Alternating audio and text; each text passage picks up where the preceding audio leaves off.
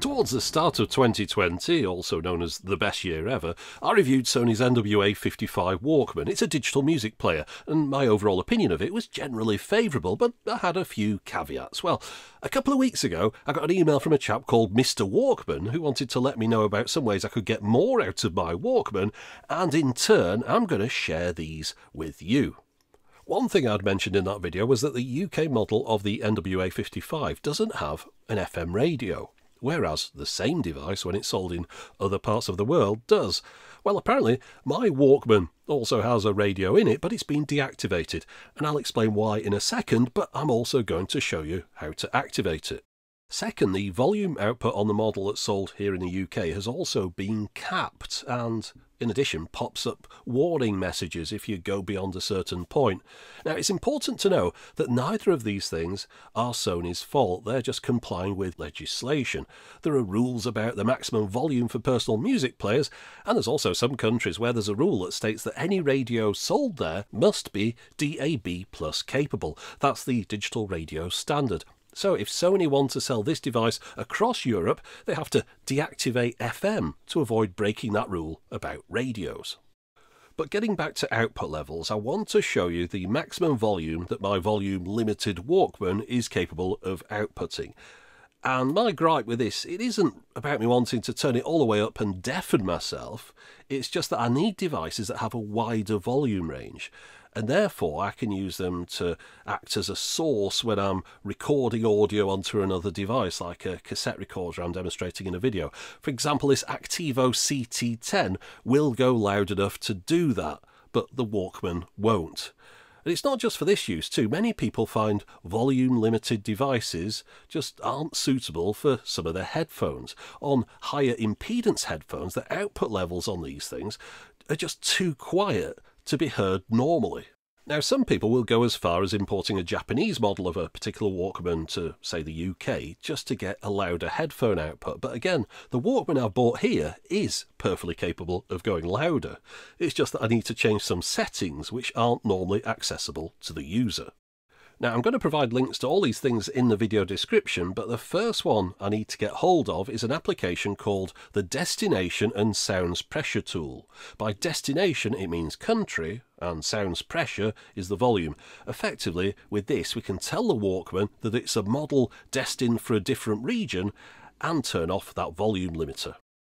My NWA55L Walkman is one of the models in the A50 series, and you can see that the whole A50 series is compatible with this software. And if you look down the list of countries and regions on this website, you can see that many of them have the volume uncapped, as well as details for the FM radio frequencies. And these things are just down to settings. The actual hardware that Sony sells from country to country is identical. Now, this software is available for Windows or Linux, and I've got to warn you, I don't have any screen capture software set up on my Windows machine, but I'm only going to have to show you a couple of small snippets of what's on the screen, so hopefully everyone can bear with the slightly dodgy looking images. So the first job is to make sure the Walkman connects up to the PC in USB storage mode, and then take a look at the computer screen to see what drive letter it's using for its Walkman partition. In my case, it's D. I've downloaded the executable file from the website. It's the one at the bottom here. For the moment, just ignore the files above it. I'm going to talk about those later. But I put my file into a folder on the C drive. I've called it Walkman. So the first job is to open up a command line window in my Walkman folder. I'm going to be typing my commands into that window, and the details of the commands I need are listed on the website. So here's the first one. This is going to check what the current settings are on my Walkman. It doesn't do any changes to it at this stage, it's just reading the status. Now, rather than worrying about typing this, I'm just going to copy and paste it into the Notepad app. There are two bits I need to change though. The H, I'm going to change that to the drive letter of my Walkman, so in that case it's D for mine, and the capital X, that needs to be overwritten with the version number of the tool I've just downloaded, and at the moment it's on version 27. So once I've changed both of those bits of the text in the Notepad, I just copy the text, paste it into the command line window and press return. And it comes back with the results that it identifies my machine as an NWA55 from the NWA50 series, which is right, and the destination is shown as CEW2 and the sound pressure limiter is off. Well, CEW2 shows on the list as West Europe. This has a capped sound level with a warning that's supposed to pop up. I was surprised it shows the radio frequency on this chart though, but nevertheless, it's now time to change the region for one with less draconian restrictions. So now we're following the same procedure with the next command. We're going to change the version number and the drive letter, but this time we've got to now pick our new region for the Walkman. For example, in this one it's set as E2, and I've had a look through the list, and E2 sounds to be as good a region as any. With that one, I should get my radio back as well as the increased volume, so I'll just leave it as E2. So again, copy and paste this from the notepad into the command line window, press return, and that's it done. I now have an Australian Walkman. So then it's just a matter of unplugging it from the PC, popping into the settings on the Walkman, finding the reset option, and once it's booted itself back up again, it's ready to go. So first off, I've now got a radio icon at the top left of the screen, and clicking on this activates the FM radio. When you switch it on, it's supposed to use the headphone wire as an antenna, so it's not getting a particularly good reception in this room. You certainly can't use it on Bluetooth, but I can manually tune or scan for a station as well as set presets, and it's just working fine. I mean, it's a radio, what do you expect? So now on to the volume. Will this be any different? Now I've got my doubts because the screen still maxes out at 120 like before, and it mentioned that the volume limiter was off already in those settings earlier on. But look, now that is significantly louder than it was. Not up to the level of that Activo machine I've got, but a damn sight better than it was before, and I'll take it. Now, I could stop here, but we're not going to, because if you've seen my original review, you might have remembered that I mentioned this.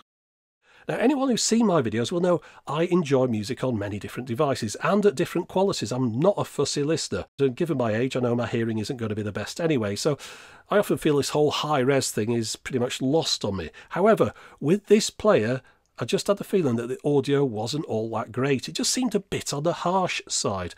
A little bit shrill. It had an edge to it, you know, something that grated a bit.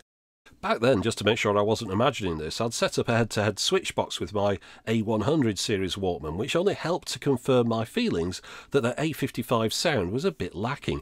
Well, there is one thing that might go some way towards levelling that playing field, and that's a custom firmware for the A55 that gives it a different audio profile as well as adding in additional sound tweaking options.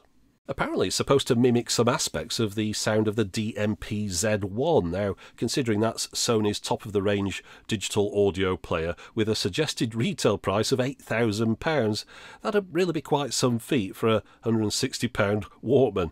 Now, Mr. Walkman had two custom firmwares for my A50 series player, both of which mimicked the Z1 sound, but one that ditched a few standard features of the player in favour of additional controls for shaping the sound, as well as introducing some music visualizers. One of the features it ditched, though, is the radio that I've just activated, but I really wanted to test out some of the other things, so temporarily the radio had to go. I could always revert back to the stock firmware later. Now, this is really easy to do. There's no command line activity here. It's just a matter of downloading the appropriate firmware update package, extracting the zip file, and then when the Walkman is linked up to the PC via USB, running the appropriate exe. Now, Windows doesn't recognise the file, so it's going to recommend you don't run it. I'm choosing to override that and run the file. Now, there are a couple of boxes to tick and buttons to press after that, but then it just updates the Walkman with the new firmware. Once the Walkman's installed the firmware and rebooted, there's another file that you have to install called the tuning pack, and you do the exact same thing as before, just run it and let it install. And then once that's installed and the Walkman's rebooted, you're ready to test it out. Looking at the settings screen first, I've noticed that this Walkman identifies as a DMP-Z1. The first thing I wanted to see though were these new visualizers. The option for these appears in the music playback settings screen. There are three options that you can choose from for visualizers. They're all monochrome, and I'll be honest, there's no real point behind these other than providing some visual flair. I noticed that the decibel meter needles aren't affected by the output level of the volume, and also they do seem to be quite a bit delayed from the music that's being played. However, you've also got to consider that they're working here with hardware that isn't really designed for a quick display response, and I'm also assuming that memory is really quite limited, given the way that some features of the machine have had to be discarded in order to make room for others, like these visualizers. Just like on a standard machine, the sound manipulation controls are accessed by swiping up from the bottom, but these have additional options within the menus. For example, the DSEEHX, which attempts to upconvert compressed audio to high res, normally is just on or off. Now, there are additional options you can pick depending upon the type of music you're playing. Similar thing goes for the DC phase linearizer, which is supposed to mimic the sound of an analog amp. Rather than just being on or off, again, there are now additional profile options you can choose from. And finally, the last thing in here that sees some changes from the original is the vinyl processor. Now, this claims to recreate the warm, rich playback of a record on a turntable.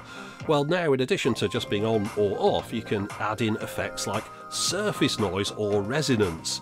Now, those are the kind of things that people with real record players might spend a lot of time, money and effort trying to get rid of, and now you can add them back in with a tap on a screen. So I had a play around with all these settings and also listened to it with them all switched off, but I'll be honest, without having a stock A55 next to this to listen to and switch back and forth between with this one, it's not really possible for me to be 100% sure that I can hear all that much of a difference. It's definitely not night and day for me as to how it was before. It's quite subtle, but it did seem to be a little bit less harsh than it was before, but then again, I might just be imagining that. All said and done though, I do still prefer the sound of my A100 Walkman. There's only so much you can do in software. But talking of this though, the newly configured A55 has this model soundly beaten in one area, and that's volume. The A100 didn't even get up to the volume of the original A55 before it was updated, never mind the new level, which by the way was retained even after I'd done this additional firmware update. However, I decided for me that this firmware meant I was missing out on too many features. I'd like that FM radio back for one thing. Besides which, who gets to look at a visualizer on a screen that more often than not is blanked because it's trying to save power or it's even just shoved in a pocket? You can control most of the features using the buttons on the side of this device without even having to look at the screen. It's only really when you change an album that the screen lights up. I also think I'm fine with the stock sound altering options. I tend to listen with direct sound activated anyway, which bypasses all of these things. So using the provided programs, I first reverted back to the original firmware, and from there I was going to swap to the other custom one, the DMP-A50, which just added in a Z1 sound profile, but with no extra menus or visualizers. But as a result, it retained all the usual standard features of the device, so you don't lose out on anything. But just as I was making this video, Mr. Walkman replaced that firmware with a newer one that promised even better sound, the DMP-A50FE, so I installed that one instead. So this means in theory it should sound better, but I also retain the radio as well as the increased volume. And you can see here, as I go through the menus for the various sound shaping options, how the ones that had been granted additional options within them, those have now gone back to a simple on or off. But one of the things that I'd forgotten about was the virtual sound feature. That was removed when the firmware was updated to the one with all the extra features, but that was something I've used in the past a couple of times on the studio setting. I quite like how that one sounds, so it's good to have that one back too. I'd also forgotten in the past that I did use the NFC option on this Walkman to pair headphones, and that was one of the things that had been sacrificed in the other special firmware. So to sum up, thanks to the hard work of hackers and tinkerers for the grand total of 0 pence, my Walkman now goes louder and has a working radio. And in theory, it sounds better. And you know what? I think it does. It's purely subjective, but for me, I feel that this latest firmware has taken away that nasty, harsh edge that I was experiencing. And at this price, even if it only improves it a tiny bit, I really can't complain. There are links in the video description, but if you knacker your Walkman up, well, you're on your own on that one. But anyway, that's it for the moment. As always, thanks for watching.